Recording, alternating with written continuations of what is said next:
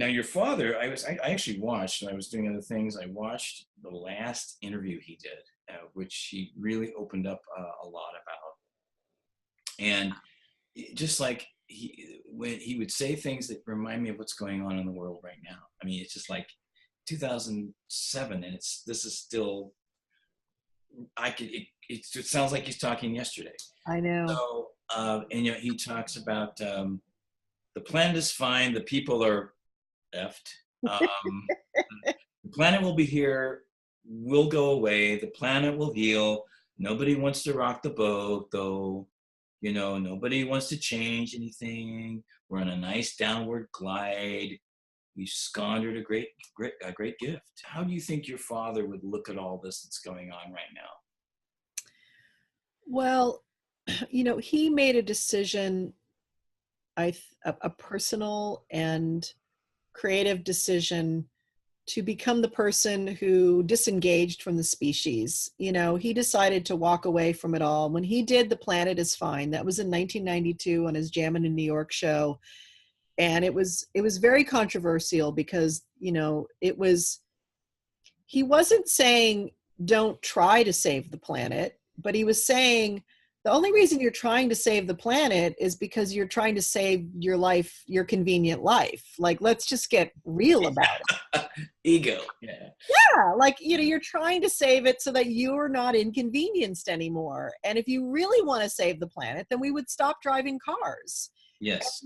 And we would stop eating beef. I mean, like those two things would probably save the planet right now. We would probably be okay if we could do those two things. That's right. But we're really not interested in that. So, and now with all of our devices, it's just so anyway.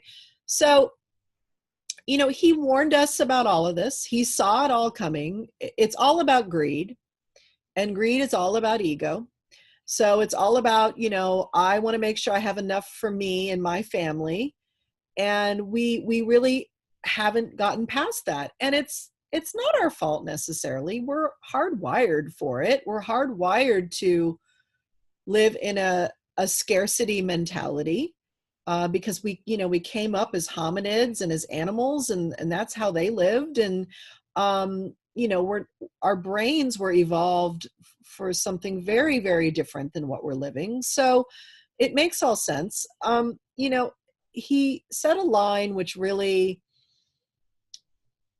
has given me comfort and pause the last few years, but it really, really works. He used to say, when you're born, you get a ticket to the freak show.